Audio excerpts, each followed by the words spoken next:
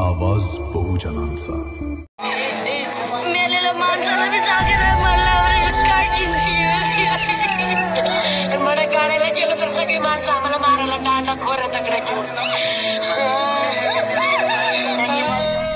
कर्जत तालुक्यातील पाटेवाडी या गावामध्ये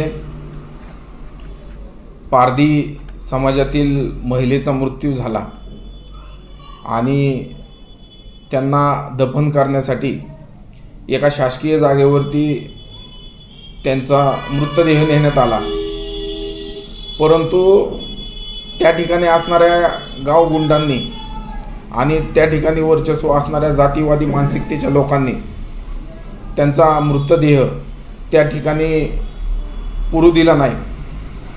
ॲक्च्युली असताना ती शासकीय जागा आहे आणि या शासकीय जागेवरती कोणत्याही प्रायव्हेट लोकांची मालकी नाही आहे, तरी देखील त्या ठिकाणी असणाऱ्या गावगुंडांनी आणि इथल्या प्रस्थापित नेत्यांच्या कार्यकर्त्यांनी त्या ठिकाणी असणारा तो मृतदेह त्या ठिकाणी त्याचा अंत्यविधी करू दिला नाही.